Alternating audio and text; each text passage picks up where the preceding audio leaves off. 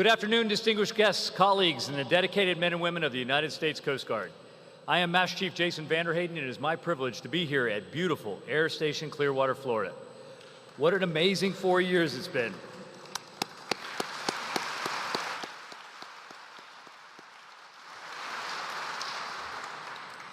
Throughout my tenure as MCPOG, I have seen our service continue to flourish in spite of many challenges. The Coast Guard is growing in number and advancing our organizational culture. We have new state-of-the-art assets coming online which will dramatically improve the way we operate in the future. Last year in San Diego, we talked about the tech revolution. Through hard work and innovation, we advanced our technology systems with increased mobility, at-sea communications, and improved analytics to make data-driven decisions. Through your help, completing workforce surveys and field data collection, we updated our human resource policies, removing equity and inclusion barriers to remain the world's best Coast Guard. As the Commandant often says, the demand for Coast Guard services has never been higher, and you've met those demands, both domestically and globally. From hurricane responses and oil spills to increased IUU fishery missions and Operation Allies Welcome, you all have answered the call. And despite today's challenging environment, our total workforce not only exceeds what it means to be ready, relevant, and responsive, but your innovation, dedication, and agility has been an inspiration to all who serve our country. Take, for example, CS1 Zachary Knapp. He's Base Charleston's local housing officer, and he provides support for the states of South Carolina and Georgia. During a time when housing costs have skyrocketed, CS1 Knapp worked tirelessly to collect data in an effort to accurately reflect housing costs for more than 55,000 members of all branches of the military in his AOR. Showing remarkable creativity and ingenuity, he created a new data tracking system resulting in an increase in BAH for 94% of pay grades. That's the highest in South Carolina and Georgia history. CS1 Knapp, your work has helped increase the quality of life for not only your shipmates at Base Charleston, but the rest of the armed forces in the entire area. Way to go, shipmate.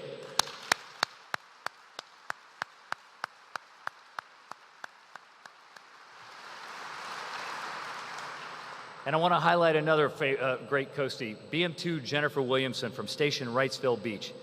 BM2 Williamson is a critically important member of her unit both on and off duty. This summer, she showcased her skills in quick decision-making while on liberty with her family at the beach in Fort Fisher, North Carolina.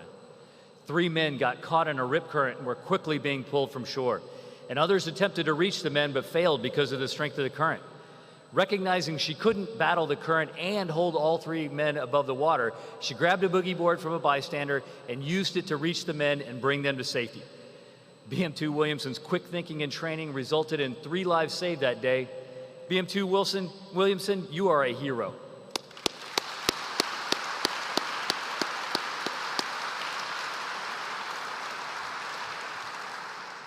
And MK2 Mila Caldwell. Stand up, Mila. She's from Station Yankeetown, an outstanding leading petty officer at a remote small boat station.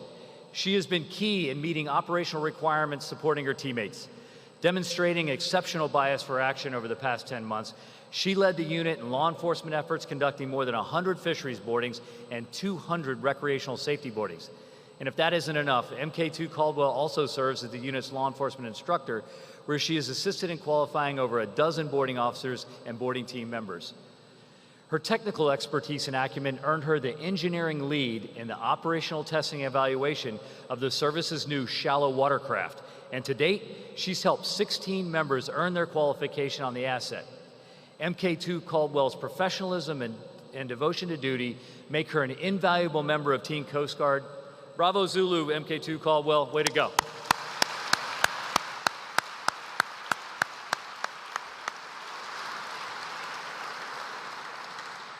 And these are just a few examples of how our amazing people have led and succeeded through challenging times. Your professionalism and dedication is unmatched. The U.S. Coast Guard's enduring success is because of you, our people, ever adaptive, agile, resilient, and united in service to advance the Coast Guard, to protect the homeland, and to support our nation's prosperity and security. Thank you for everything that you do each and every day. And now it's my privilege to welcome to the podium the 26th Commandant of the United States Coast Guard, Admiral Karl Schultz.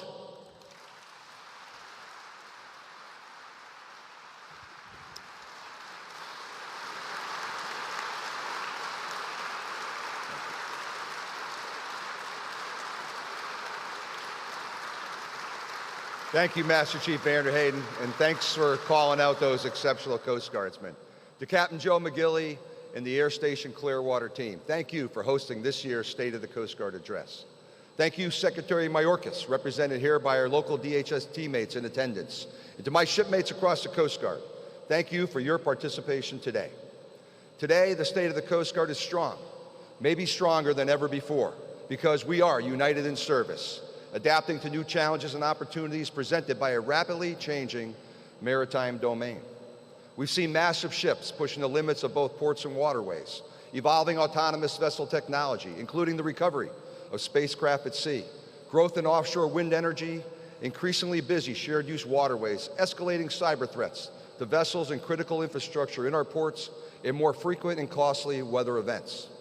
We have monitored distant water fishing fleets who set lines and nets more than 9,000 miles from their native shores, and absent any flag state oversight to assure responsible behavior. And we've observed what were historically frozen waters become increasingly navigable. In addition, we have been both organizationally and personally affected by disruptions to our interconnected global supply chain. These changes together trigger a persistent demand for more Coast Guard work. This transformational change in the maritime domain and its blistering pace is not confined to the United States. Rather, it is global. These changes taking place in coastal waters act as a forcing mechanism, compelling coastal nations worldwide to establish or bolster their own Coast Guards and to adapt or expand their existing maritime security capabilities.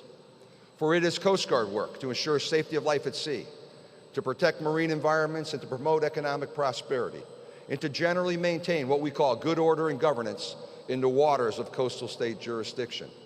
In response, your Coast Guard has done what we always have done. We've continued to evolve. We are a learning organization with a growth mindset, continuously adapting to emerging national and international challenges and opportunities.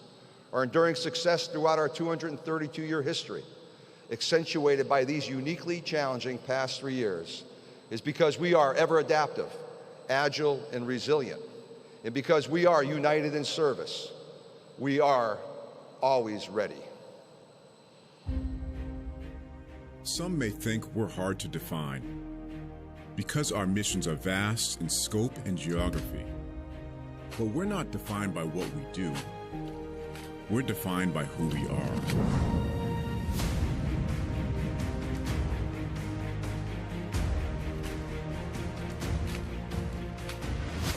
Driven by our values and united by a purpose to protect, defend, and save. To enable prosperity and do whatever it takes to help those in need, anytime, anywhere. It's this purpose that connects our missions. It's what pushes us during those crucial moments when we answer the call. And in this era of Coast Guards, it's what unites us with partners around the world. We are united in service. We are the United States Coast Guard.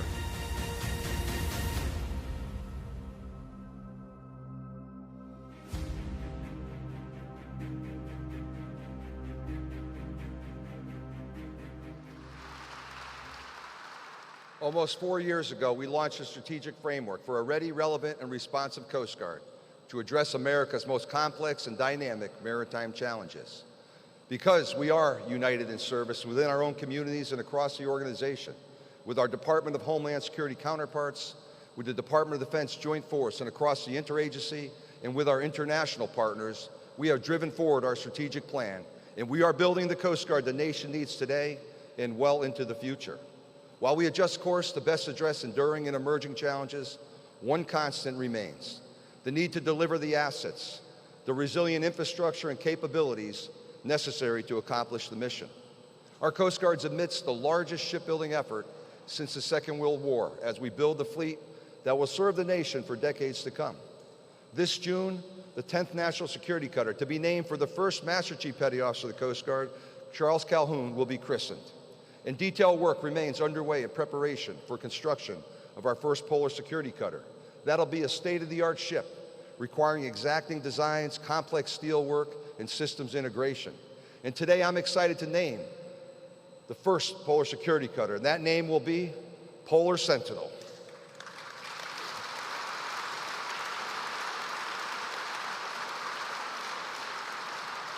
When our fleet of polar security cutters becomes operational, the work of these uniquely capable assets will be essential to protecting our economic, our environmental, and our national security interests in the polar, or what we call the high latitude regions. And our first offshore patrol cutter, the Argus, is over 60% complete. The second OPC, hull number 2, Chase, is well on its way. This spring, we anticipate awarding the largest acquisition contract in the history of our service for the next 11 offshore patrol cutter hulls, and that is stage 2 of the OPC program.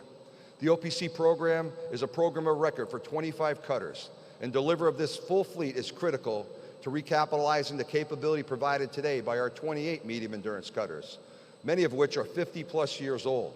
That legacy fleet today loses nearly 500 patrol days on an annual basis due to unplanned maintenance and repairs. And if you sort of stretch this out, if we looked at these lost patrol days and just assigned them to one mission, counter-narcotics, if these were just average days in terms of medium endurance cutter productivity, that equates to about 20 metric tons or 44,000 pounds of illicit drugs that could have been interdicted and prevented from reaching streets of America. So replacing this legacy fleet at best speed is absolutely vital for the Coast Guard to effectively carry out our evolving missions. And we're making progress on the acquisition of 30 waterways commerce cutters. These new tenders will have greater endurance, speed, and deck load capacity to efficiently maintain 28,000 aids to navigation, marking over 12,000 miles of navigable inland waterways. These aids to navigation are a critical component of our marine transportation system, upon which cargoes and commodities comprising 25% of our nation's gross domestic product move annually. And for the first time in history, our entire inland fleet will be able to accommodate mixed-gender crews, providing all enlisted members of our service these unique afloat experiences. In the interim period, we're creating additional float billets for our women shipmates, like third-class bosun mate Haley LaRue, who operates aboard Cutter Wire for Sector New York.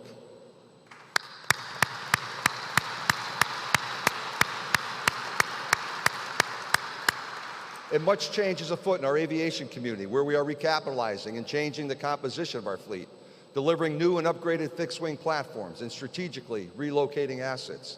We now have 2 long-range HC-130J Super Hercules in Hawaii, where air crews have greater capability to conduct missions in a region that's known for the tyranny of distance. Our medium-range HC-144 sited in Miami, Mobile, Cape Cod, and Corpus Christi, as well as our C-27Js in Sacramento, are instrumental to meeting mission objectives as well. Both platforms are receiving upgrades to their capabilities, including installation of the Minotaur mission system that enables our air crews to better gather, process, and share critical tactical information in real time with units both underway and ashore. And by this time next year, the new C-27J simulator at Aviation Training Center Mobile will be up and fully operational. And as I talk about aviation, I'd like to thank the top-notch professionals at Elizabeth City's Aviation Logistics Center. It's around 1,700 strong, and they form the hub of Coast Guard aviation support. They keep our 200+ aircraft flying. The Aviation Logistics Center, ALC, continuously adapts and continues to amaze, including their recent blade-fold, tail-fold MH-60 conversion project. From depot-level maintenance, where they entirely deconstruct and rebuild aircraft with new components and new mission systems, to organically manufacturing critical spare parts. The team at Aviation Logistics Center enables our crews to fly 47,000+ sorties every year. I'm a bit of a throwback muscle car junkie, and aviation logistics is the Coast Guard aircraft as Chip Foose is to overhaul a muscle car. So I'd ask you to take a look at this video that captures a couple of these aircraft operating out of Air Station Cape Cod. I was laying in my bunk, and I felt the whole boat shake 4 levels up. This was something beyond what I could fathom. 60-knot winds, 30-foot seas. I knew it was going to take everything that Canada and the United States Coast Guard had. ARC Search and Rescue, bonjour. We were alerted through our Coast Guard radio station that a vessel was on fire. Due to the weather and the circumstances behind their distress, we reached out to our SAR partners, including the U.S. Coast Guard. They said it was taking on water approximately 200 miles or more off of Cape Cod. So we launched to go 200 miles offshore into the dark to assist. When you look down at the vessel in distress, the Atlantic Destiny, it was just out of control. It was just at the mercy of the wind and the waves. It's not every day you get to see a large vessel like that being battered by a significant sea state. You could see it in their faces. They're starting to be concerned. Some of the older guys, they've been around, they know how many vessels get lost out here, and they've been around the block. I kept thinking that I wanted to get home, and knowing that there was people being lifted and going home gave me hope that I would join them as well. We were still trying to rescue people, and then my helicopter ended up having a major malfunction. I had to make the choice to leave my own crew members on that vessel and leave with who I had on board and try and make it back to shore. Helicopter's gone, nothing I can do about that. This rescue still needs to happen, and I could see the Jayhawks starting to come in. And we have to now divide and conquer with both 60s. We moved in position. We jettisoned our mask rescue operations raft and deployed our pump to the vessel in order to make room for all the survivors. I could hear over all the noise and through my headset all the guys in the back just cheering, like as I'm pulling another person in. Hearing that, like, okay, we can get one more. We can get one more. So that's what we did.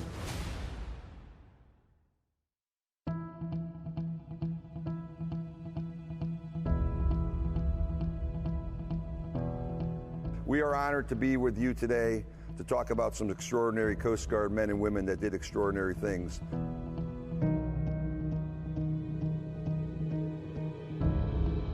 It was teamwork at its finest. I mean, by every agency involved. Something went wrong at every step, and it was rectified, and we just kept going to the point where everyone made it back to shore.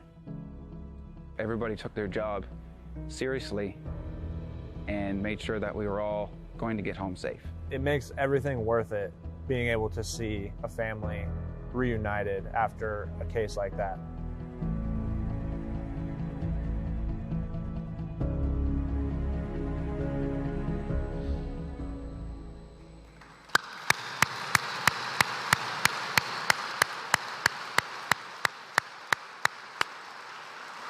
What a great case with our international Canadian partners. Every operational commander knows that Coast Guard missions begin and end at a facility. During my last day of the Coast Guard, I emphasized that to remain always ready, we must invest in our shore facilities. A message that fortunately has been heard loud and clear. We have seen historic support for our infrastructure, including $429 million recently enacted in the Infrastructure Investment and Jobs Act to address critical shore needs. Those funds address 18 distinct projects across the Coast Guard. And thanks to congressional support, we have many sizable construction projects underway right now at 8 small boat stations like Station Key West, at the Coast Guard Yard, and at 3 new Cutter home ports. And we're building the first new Coast Guard air station in decades from the ground up in Ventura, California, and that is scheduled to be completed this time next year. And we're currently executing about $1.4 billion dedicated to improving shore facilities across our service, and we anxiously await $200 million of additional funds in the fiscal year 22 budget, which will allow us to tackle another critical 11 infrastructure projects. And I'd be remiss if I did not thank the hardworking civil engineers and contracting officers who will make these projects a reality. Acknowledging these increased demands on this community, which is a good problem to have, our fiscal 22 budget includes 20 new civil engineering positions.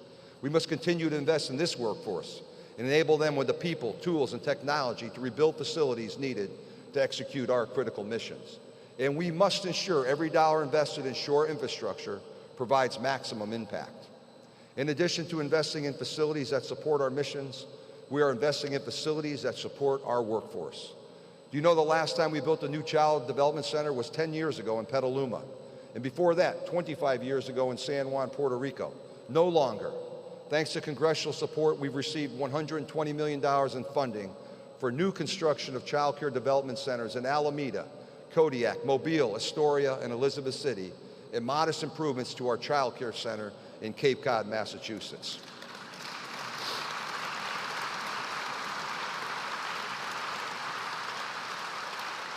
As Congress remains supportive to updating our infrastructure, building to climate-informed and resilient standards is at the forefront of our minds. In late January, I visited Training Center Petaluma to break ground for the Coast Guard's newest sustainable energy project, a solar grid designed to provide 10 days of self-sustaining power for the entire Training Center campus. Initiatives like this enable our service to remain always ready as we adapt to more prevalent and severe natural disasters, such as California wildfires and hurricanes striking our Atlantic and Gulf Coast regions. And we're also making tremendous progress, as Master Chief noted, in the tech revolution. Our new medical health record system, MHS Genesis, has gone live service-wide, making patient record retrieval easier and faster, reducing administrative errors and allowing electronic information exchange with the Department of Defense Veterans Affairs system, as well as commercial care providers. And we've shifted to DoD 365 cloud computing ahead of our DoD counterparts, allowing our members to access their work accounts from personal computers with the use of a simple Commerce Access card reader device. This capability especially helps our Coast Guard reservists, who can now access their Coast Guard email and other collaboration tools from anywhere. And by August, we anticipate our personnel electronic records management system will also go live to enable our members, as well as those retired or separated from service, to have on-demand access to their military personal records. And we started recapitalizing all 48,000 Coast Guard standard computer workstations with more modern mobile capabilities. 20,000 laptops are scheduled for delivery this year alone, which will enable both faster and more powerful computing and provide additional mobility to our workforce. You know, mobility is a key enabler that enhances the innovation of our personnel. Thanks to the ingenuity of ForceSysCom and the Coast Guard Headquarters Commercial Vessel Compliance Team, we've modernized training for delivery for the apprentice marine inspectors and our vessel examiners. These members will soon utilize what we call on-demand e-learning and unit-administered on-the-job training. This hybrid delivery method for professional development, known as the Marine Inspection Performance Support Architecture, or MIPSA, is part of the Prevention Readiness Initiative and carries great potential to influence training and readiness within other enterprise programs. And in addition to adapting how we deliver training, we are united in service, modernizing how we collect, how we use, and how we interpret data. Modern computing will soon be informed by Surveyor, a big data platform that's under development now. Surveyor will integrate data across the Coast Guard enterprise, from systems you are all familiar with, Direct Access, ALMIS, Missile, and others, to not only reduce the burden of manual data entry by Coast Guard personnel, but to also empower our workforce to make data-driven decisions to allocate finite resources judiciously towards the highest risks and threats to our marine environment and our maritime security. Even our most remote operators will be able to access this data as our C5I community continues to prove their support to our globally deployed Coast Guard men and women. Today, our cutters have an increased ability to perform their mission while underway, with improved access to Coast Guard software applications. In addition, our crews, both ashore and at sea, can now enjoy secure access to personal email, social media, and even video messaging with family back home. In the coming years, all afloat platforms will benefit from forward-thinking, next-generation cutter connectivity, designed to significantly increase bandwidth, resilience, and even provide Wi-Fi underway. While there is a long way to go before this improved connectivity is available across our entire fleet, we are moving swiftly in the right direction. And these recent tech initiatives are indicative of a heavy evolution in attitude within our own service towards data and towards IT investments. Today, we see IT for what has always been, an operational platform that supports a more ready Coast Guard, a platform that is essential for us to be united in service. Acknowledging the critical importance of such technology and making the requisite investments is essential to the success of any modern organization.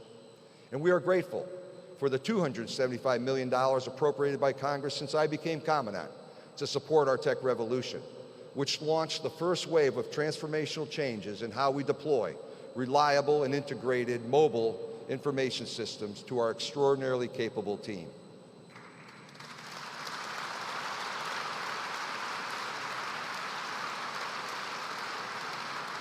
New platforms, process and technologies are indeed enabling functions. They enable and empower our workforce, the backbone of our service, to work smarter and more effectively. And as I've said since early in my tenure, when we provide our workforce in an environment which all members can thrive and the tools to get the job done, therein resides mission success, and therein resides high employee satisfaction. As we move forward, we must honor and be informed by our past. Yesterday, I had the privilege to commission the John Sherman, the 46 of 64 new fast response cutters. And this is the 5th of 6 FRCs destined to support the U.S. Navy's 5th Fleet in Bahrain. As FRCs are named after Coast Guard enlisted heroes, each commissioning ceremony adds a new chapter to our storied Coast Guard history. The history of the U.S. Coast Guard is comprised of moments. Moments of danger and uncertainty. Moments of turmoil and distress. And it's in these moments that we answer the call. For over 230 years, we've stood the watch.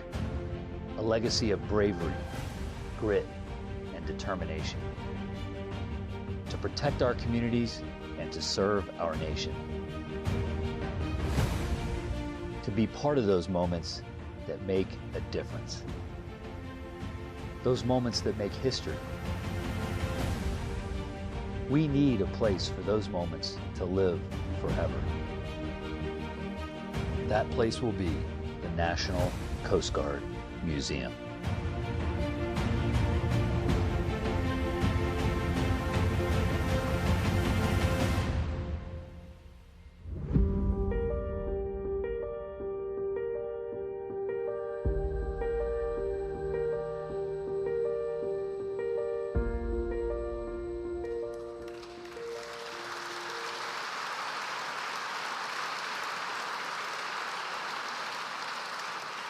Thanks, Master Chief Vanderheyden, for highlighting that ours is a rich history that needs to be celebrated, and that will be the case forthcoming at the National Coast Guard Museum in New London, Connecticut, our top philanthropic priority, our service's most significant, ambitious philanthropic initiative to date. So I encourage you to learn more about this important project led by the National Coast Guard Museum Association. And when we talk of FRCs, 3 will be homeported here in the Tampa Bay area at Sector St. Petersburg. Our modern vessels are different in size, complexity, and capability than the legacy platforms they replace. They have more systems, more parts, more tonnage, and greater range. Accordingly, the mission support enterprise is also united in service to provide integrated, responsive, and innovative support for our operators. Traditionally, the responsibility of in-port maintenance has been placed largely on our cutter crews, but we are making substantial moves to ease the in-port workload and improve work-life balance for those assigned to our cutters. 40 new cutter support billets will be added upon enactment of our current year budget, including port engineers, machinery and weapons technicians, and quality assurance personnel. And meanwhile, our logistics workforce is innovating enhanced steady-state support to our cutters, both in-port and underway, through the stand-up of an expeditionary logistics group to help provide downrange logistic capabilities to optimally support our deployed assets.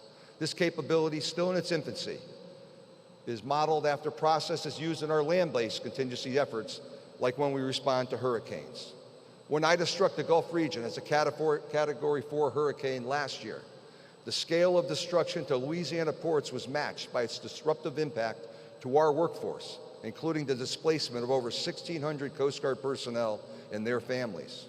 Reconstituting the region's ports and waterways and assisting our families affected by the storm required responsive, integrative, and innovative mission support.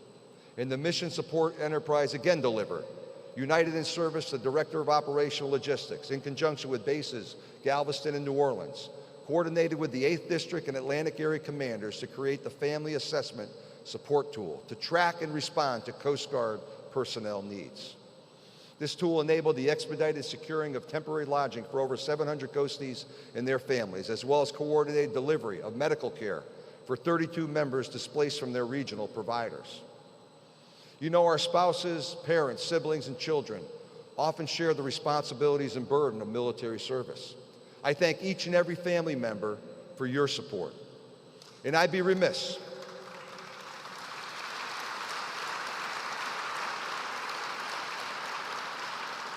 Thank you. And I'd be remiss if I didn't thank both Coast Guard Mutual Assistance and the Coast Guard Foundation for their critical support of Team Coast Guard. Most impressively, these organizations continue to find new ways to best support our personnel and the broader Coast Guard family, which in turn enables our workforce to deliver mission excellence anytime, anywhere.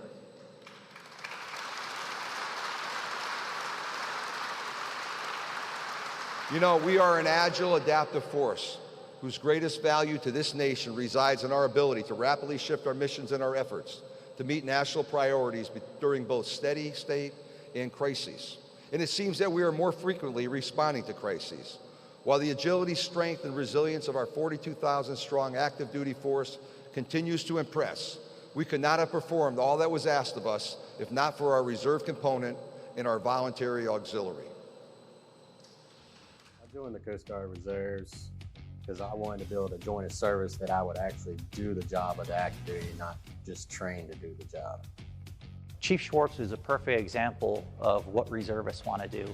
They want to be able to go in on a drill weekend. They want to be able to leverage their civilian knowledge, background, expertise, and be able to use that and actually do the job. I got started in the HVAC industry. My grandpa originally got into it after World War II, after he got out of the Army. Just been around it all my life. Being on the civilian side, I'm on the front line of it. I get to mess with all the new technology, new equipment, and I'm able to bring that to the Coast Guard, help the active duty, bring them up to speed on the technology and all that I learned out on the civilian side. Chief Schultz has deployed 7 times in the past 4 years. He's been there to respond for parental leave program on 2 separate occasions. I was like, yeah, I'll go, no problem. I mean, that's the whole point you're in the reserves, is to be able to go when they need you. Knowing that like when I was gone, that they were gonna have somebody come in that was basically qualified on the, our assets was nice, because I knew that that would give them relief. He's been able to go in and seamlessly integrate relieving an active duty person from their job so they can focus on starting their new family.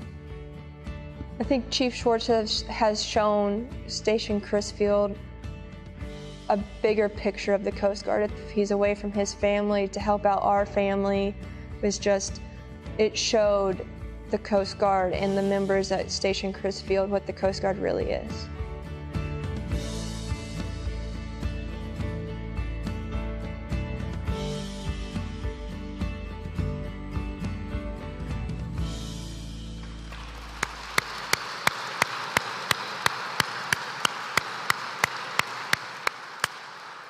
You know, last fall, Coast Guard personnel supported 13 contingency operations occurring simultaneously, on top of steady state business.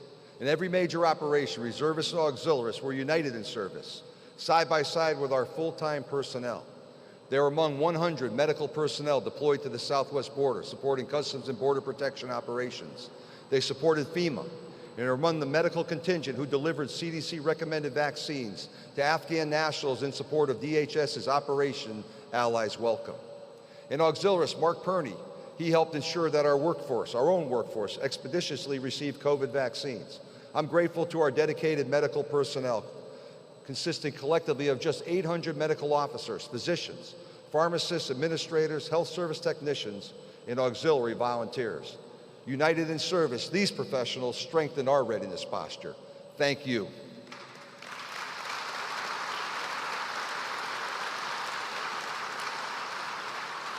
You know, a ready, robust readiness posture enables us to lead in crisis. Sector Los Angeles Long Beach Commander Captain Rebecca Ore led in crisis as the nation watched, establishing a unified command and leading 1,800 first responders, public safety professionals, assessment teams, and response workers to clean Southern California's waters, beaches, and wildlife. And the Coast Guard Navigation Center, NavCen as it's known, employed a data-driven approach to provide timely visuals for the unified command to use in their risk-based decision-making, to optimize the placement of finite resources in those areas most affected by the oil. NavCen's input, Captain Ore's leadership, and the strong partnership between federal, state, and local agencies, united in service with scientists, wildlife care experts, and technical specialists, was critical to the success of the 13-week cleanup operation. And our robust readiness posture enabled the Coast Guard to be the first responder on scene in August 2021 after a devastating 7.2 magnitude earthquake struck the Tiburon Peninsula, or southern claw of Haiti. At the request of the Haitian government and coordinated by the senior U.S. defense official in Haiti, Reserve Coast Guard Captain Greg Duncan, we surged aircraft and crews to help Haitian citizens.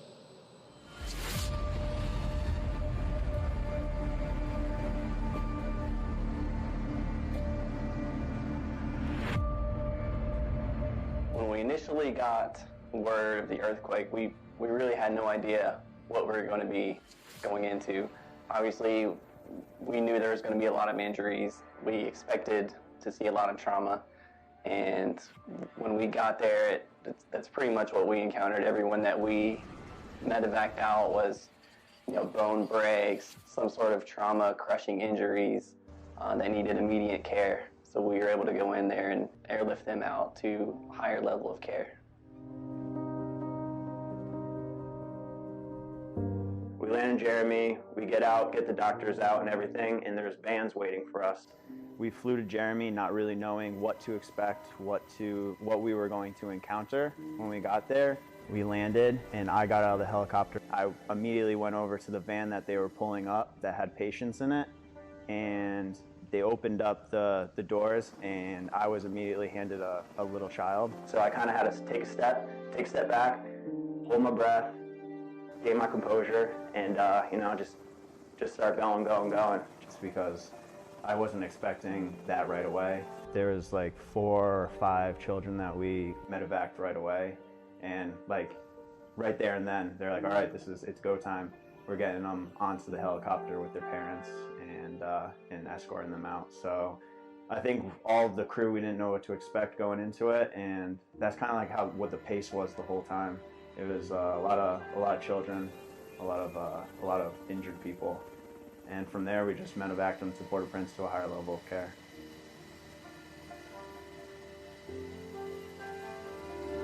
So I wasn't sure what to expect. I was blown away with the amount of hurt and injuries and the devastation with the infrastructure there. But we were there to help out, to get these people higher medical attention and to save as many lives as we could, and that's what we did. The aircraft, the helicopters down there were flying all day long, a lot of flight hours, nonstop, only stopping to fuel, and pretty much was the only time that we shut down. The reason we do what we do back home, like all of our training flights, all of the maintenance practices that we follow, every single thing that we do, and we may, wonder at times like why we're doing it, that purpose was very much evident to me once we were down there executing these missions. Obviously, it's difficult to train for such a natural disaster like this one, but we do train all the time. We are always ready to take the call.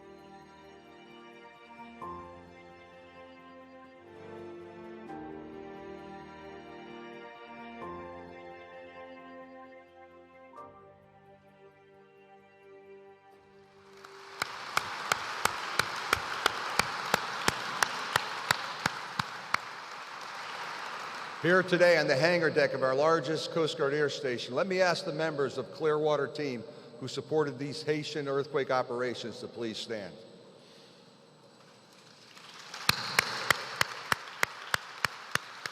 Well done, team. Thank you.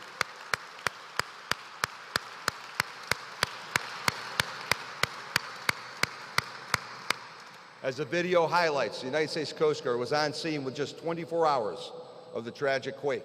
Our adaptability, agility, and responsiveness allow us to get in places before anyone else. And the MH-60 Jayhawk, with its endurance and power, proved invaluable during the Haiti response efforts. This past year, we transformed Air Station Borinquen into a Jayhawk unit to provide the 7th Coast Guard District with more rotary wing capability. And we look forward to the innovative ways air crews will employ these helicopters further downrange. As threats to our national security and our nation's prosperity evolve, so too must we evolve. Our nation's economic prosperity relies on free and open maritime trade. This begins with the safety, security, and efficiency of America's 360 ports. This past year, Americans came to recognize the interconnectedness of the global economy where many were personally affected by the temporary closures of the Suez Canal and the Colonial Pipeline, as well as ship congestion off Los Angeles and other U.S. ports. Much of the responsibility to assure a safe and efficient port relies on our shore forces enterprise, 15,000 personnel assigned to 37 sectors located across the nation. Theirs is a dynamic job as they adapt operations to meet a triple challenge: sustaining a safe marine and maritime environment for all users, responding to industry's efforts to increase ports and waterways throughput, and keeping pace with continuously advancing technologies. Now and well into the future, effective waterways management and port stakeholder collaboration will enable the safe utilization of our nation's shared waterways. We intend to grow our waterways workforce in the coming years to meet the new demands. And the risk of cyber attacks to maritime critical infrastructure and maritime organizations threatens the resilience of our nation's maritime transportation system. This past August, we released an updated cyber strategic document that outlines how the Coast Guard is adapting to protect the marine transportation system, as well as defend our own network and how we operate in cyberspace. These efforts range from prevention and response strategies, leveraging relationships with interagency partners, and building a robust cyber workforce, a workforce that I'm excited to announce now includes a new cyber mission specialist rating within the Coast Guard and its own Chief Warrant Officer specialty.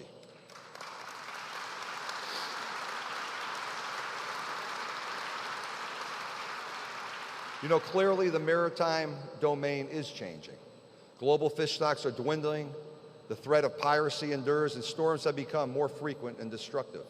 As nations confront these challenges, they increasingly look to Coast Guards, and they see our service, the United States Coast Guard, as a global standard bearer. The White House, too, has recognized the value of sharing our centuries of experience with like-minded navies and Coast Guards. The administration's recently released Indo-Pacific strategy calls to expand U.S. Coast Guard presence and cooperation against transnational threats. Advancing Coast Guard work with key partners across the globe is a charge we accept with vigor. You know, in the Indo-Pacific, we are active today. Our seagoing buoy tenders, fast response cutters team and conduct expeditionary patrols across Oceania, exercising bilateral agreements, and our deployable specialized forces, DSF forces, strengthen partners' maritime domain awareness and law enforcement capabilities. National security cutters operate with the maritime forces of Japan, Australia, and numerous Southeast Asian nations. And this summer, National Security Cutter Midget will work with partners, perhaps as far away as the Indian Ocean.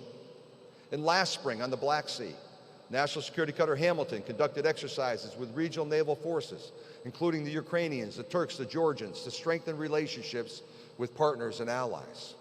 For 3 successive years, cutters have deployed to West Africa to participate in the Africa Maritime Law Enforcement Partnership, commonly referred to as AMLIP, a program we've supported with Coast Guard deployable specialized forces and mobile training teams dating back to 2010.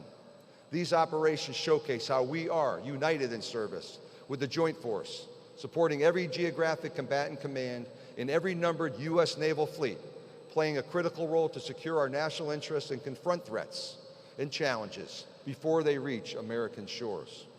2 weeks ago, I had the privilege to engage 36 defense leaders from the African continent at U.S. AFRICOM's Chiefs of Defense Conference, describing how the United States Coast Guard might help them develop their skills and their capabilities. This work advances the tri-service maritime strategy with our U.S. Navy and U.S. Marine Corps teammates. You know, pivoting to the CENTCOM theater, here's a specific example of how the Coast Guard supports the joint fight. In both May and December of 2021 in the Arabian Gulf, the Coast Guard's Advanced Interdiction Team, an element of our maritime security and response team, interdicted thousands of assault weapons and hundreds of thousands of rounds of ammunition pictured here. These efforts by our highly trained and dedicated teams prevented illicit weapons from reaching those who threaten our own U.S. forces and our coalition partners. Such efforts help ensure legitimate commercial shipping can transit freely on the world's oceans. This past year, National Security Cutters Kimball and Berthoff deployed to the Bering Sea, the gateway to the Arctic, a region from which 50% of our nation's fish and shellfish are harvested. And while there, they monitored a Chinese Naval Surface Action Group, which was operating a mere 50 miles off the Aleutian Island coast. Without question, Warming air and rising sea temperatures are increasing the number of actors and their activities in the Arctic. Elevated activity increases risk to maritime safety, national security, and the marine environment. To that end, for over 150 years, the United States Coast Guard has maintained a consistent presence in the geostrategically important Arctic region. With the planned delivery of polar security cutters in the years ahead, that presence will continue.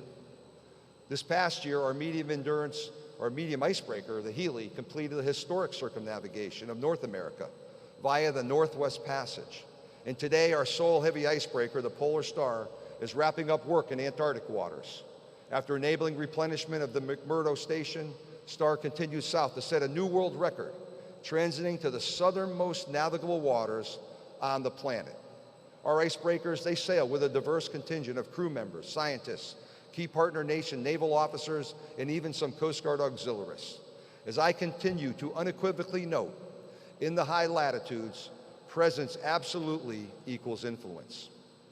You know, here in the Western Hemisphere, we remain united in service with interagency and international partners as we thwart bulk shipments of narcotics smuggled at sea. Last week, I had the privilege of joining the crew of National Security Cutter James for their second large drug offload in the past 6 months. Collectively, James offloaded 130,000 pounds of illicit drugs interdicted across 40 separate seizures by various cutter crews, law enforcement detachments deployed aboard U.S., Canadian, and Dutch naval vessels, and enabled by our helicopter interdiction airborne use of force capabilities. Interdicting bulk quantities of narcotics at sea keeps drugs off American streets, and it deprives transnational criminal organizations of their illicit revenue streams. Well done to all those who feed the interdiction cycle of success.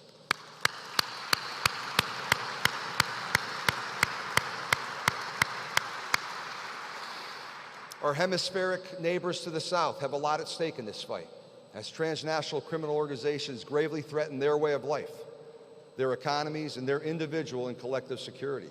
Persistent interagency training and collaboration across the vast Joint Interagency Task Force South operating area has been tremendously successful. In 2021, Panama, Colombia, and Costa Rica collectively removed 225 metric tons. That's nearly 500,000 pounds of illicit narcotics from the maritime transit zone. They are highly effective counter-narcotics partners. Perhaps a joint interagency framework to counter illegal, unreported, unregulated fishing could yield similar successes. We, the United States Coast Guard, look forward to contributing a leadership role towards such ends.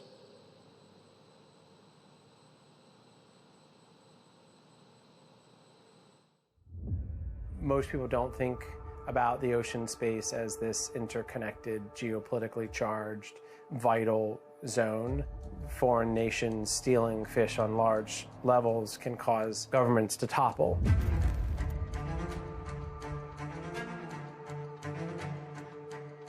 They're really eroding maritime governance. If you think about it, it's lying, cheating, and stealing. We have large factory vessels with huge catching capacity that are illegally operating on those waters. It has a negative effect on the trophic food chain. Illegal fishing is a crime that ties to arms trafficking, sea slavery, murder. The oceans are absolutely essential for the survival of the planet. There's no one better in the U.S. government than the U.S. Coast Guard to talk about some of the, kind of brutalities and worries that exist out there.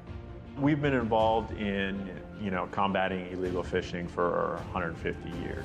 That's what the Coast Guard can really bring to this mission is our expertise, and we can help train other Coast Guards so that they might be able to similarly enforce those laws in the EEZs of their countries. We're resourcing major cutters to get after this mission in places where there's historically been relatively low enforcement. Ultimately, we're looking for global adherence to international agreements and conservation measures that promote the recovery, preservation, and long-term economic viability of global fish stocks. We're only going to make a dent in the challenge that is IUU fishing when we can stand united. No single country or individual can tackle this alone, right? It is our collective effort that is going to have an impact in this. I think what unites all people is an awareness of how little we know and how little we police the space on the one hand, and how important it is to our survival on the other hand.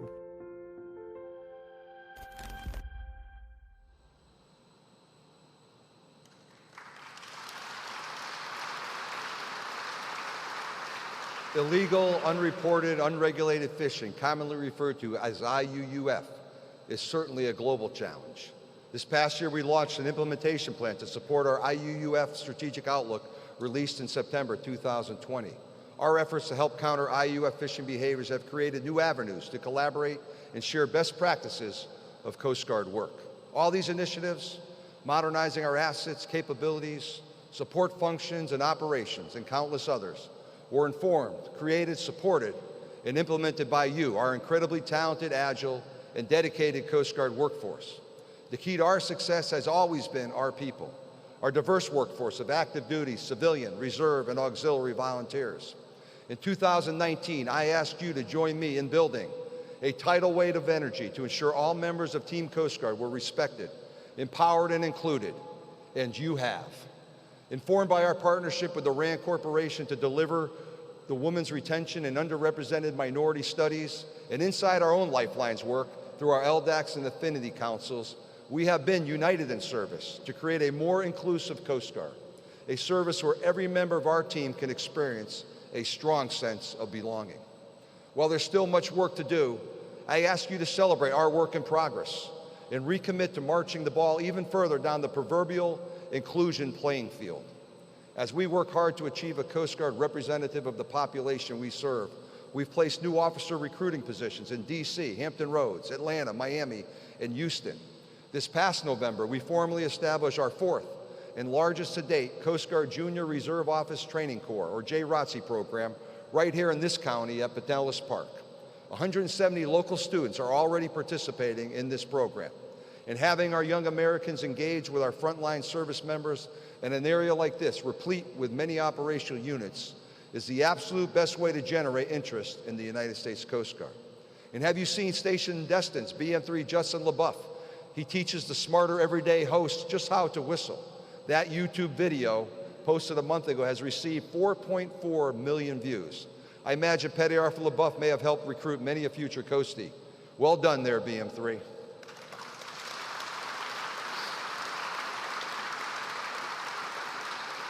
We are united in service, eliminating barriers to success. Since 2019, Congress has provided an additional $6 million for our child care subsidy program, expanding the pool of eligible members and providing targeted financial relief to those living in high-cost child care areas. The program nearly tripled the number of enrolled children in just 2 years. And we've received funds to make major improvements to Coast Guard housing in Alaska, New York, and California. And we've advocated for and anticipate funding in our fiscal year 22 appropriation to start replacing our substandard recruit barracks at Training Center Cape May, the home of our enlisted workforce. We're developing geographic centers of gravity, creating more Coast Guard hubs like Portsmouth, Virginia, and Alameda, California. These newer improved operating hubs will be in Charleston, Seattle, Pensacola, Los Angeles, and Newport, Rhode Island. And these operating hubs will allow us to better support our operational assets and to further support the geographic stability of our Coast Guard workforce. We also continue to derive tangible benefits from our initiative to provide reservist backfills to allow active duty members to optimize their parental leave, like Chief Schultz in the video. 365 active duty Coast Guard members have taken advantage of this opportunity, improving their work-life balance and affording some exceptional active duty opportunities to our highly capable Coast Guard reservists. And we made significant improvements in telehealth capabilities, and we have increased mental health care access, strengthening the resilience of our force. These efforts include the hiring of 10 mental health doctors, 5 regional nurse care managers, 14 regional behavioral health providers, with more to follow. And we've quadrupled our auxiliary chaplain corps, who augment our 46 active duty chaplains, providing more touch points with our geographically distributed workforce. And we continue to benefit from our robust co-location policy for members married to members. And we've implemented screening requirements for advancement to Master Chief Petty Officer to ensure our best leaders emerge from our senior enlisted ranks. We've also taken great steps to improve career management for our workforce. We've created enlisted career guides and placed additional career counselors to guide career progression and improve transparency in the advancement process. And soon, we'll publish Ready Workforce 2030, building on these changes and describing the strategic vision of how the service will approach talent management and modernize Ready learning in the next decade. In addition to achieving your professional goals, we want you to achieve your educational goals. Last year, we raised the tuition assistance cap to $3,750. Nearly 5,000 members participate in tuition assistance, and over 1,200 took advantage of the increase. Today, effective immediately, the Coast Guard is increasing tuition assistance by another 20% to the $4,500 maximum level authorized across the armed forces.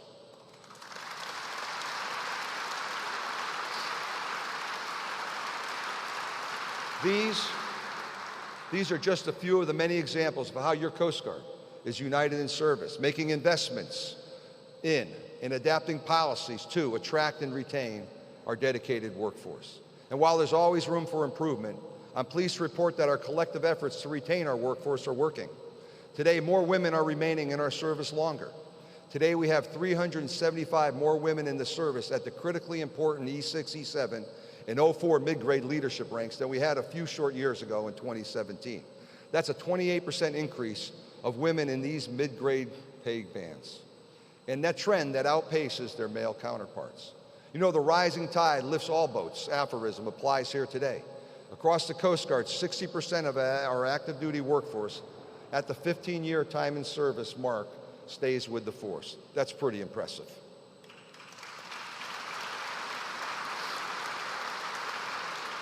This encouraging trend falls amidst the corporate America's great resignation, and I think it speaks to the Coast Guard's growth mindset and the comprehensive efforts we are taking to value and hence retain our talented workforce members. We must continue this progress because we cannot be the United States Coast Guard our nation needs without each member of our workforce.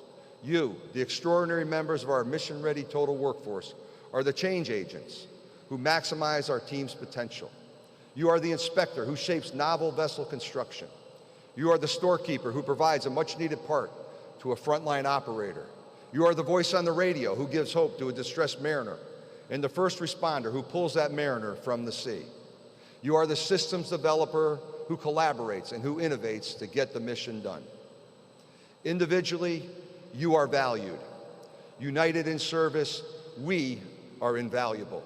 As your Commandant, I am ever thankful for the support of the local communities in which we operate, the support of our department, the administration, and the Congress. The state of the Coast Guard is indeed strong, at a time when the demand for our services and our capabilities has never been higher, and the challenges on you and your families uniquely difficult. You are the most talented, tenacious, and inclusive team of shipmates and Coast Guard families that I've been blessed to serve with over the past 4 decades. On behalf of your senior leadership team, the many Coast Guard and maritime agencies we partner with across the globe, and all Americans, I offer my deepest gratitude and my admiration. Today, we celebrate your accomplishments and successes, forever united in service. Thank you, and Semper Paratus. Thank you.